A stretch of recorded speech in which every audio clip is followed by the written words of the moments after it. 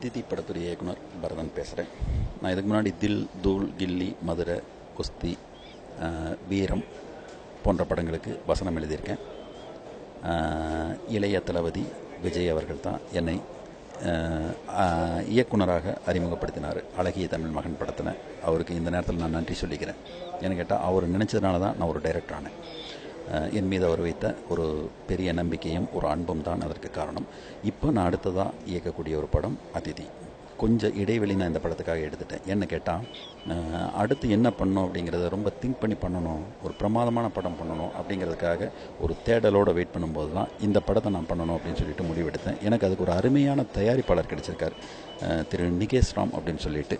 இந்த நிகேஷ் ராம் அவர்களுடைய தயாரிப்பில் தான் இந்த படம் நான் பண்ணியிருக்கேன். இந்த படம் ரொம்ப பிரமாதமாக வந்திருக்கு அப்படின்னு நான் சொல்கிறதுக்கு காரணம், நேற்று இந்த படத்துடைய ப்ரெஸ் ஷோ நடந்தது. அதில் நிறைய பத்திரிகை, ஊடகம், தொலைக்காட்சி நண்பர்கள் படம் பார்த்தாங்க. இதில் பெரும்பாலானவர்கள் ஏற்கனவே எனக்கு பரிச்சயமானவர்கள் தான். எல்லோருமே என் மீது மாறாத அன்பு கொண்டவர்கள் தான்.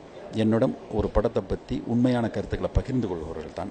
அதனால் படம் பார்த்துட்டு வெளியே வந்தோன்னே ஒட்டு மொத்தமாக எல்லோரும் என்னை ரொம்ப பாராட்டினாங்க. படத்துடைய ஒவ்வொரு அம்சமாக சிலாகித்து சொன்னாங்க.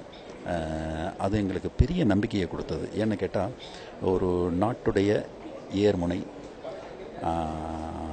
போர்முனை, பேனாமுனை, இந்த மூன்றும் மிகச்சரியாக இருக்கும்போது அந்த நாடு நன்றாக இருக்கும் அப்படின்னு சொல்லுவாங்க.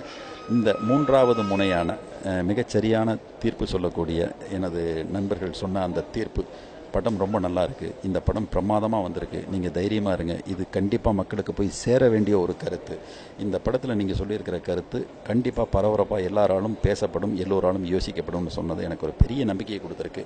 நீங்கள் எல்லாமே போய் தியேட்டரில் படம் பாருங்கள். நாளை மறுநாள், அதாவது ஜூன் 27 எங்கள் படம் ரிலீஸ் ஆகுது. நாங்கள் ஒரு பெரிய நம்பிக்கையோட உங்களுடைய கூட்டணியை நம்பி நாங்கள் வர்றோம். கண்டிப்பாக நீங்கள் படம் பாருங்கள். உங்களுக்கு இந்த படம் பார்த்து என்ன தோணுதோ அதையே உங்கள் நண்பர்களுக்கு சொல்லுங்கள். அதுதான் என்னுடைய ஒரு விருப்பம். அதை நீங்கள் செய்வீங்கன்னு நான் நம்புகிறேன்.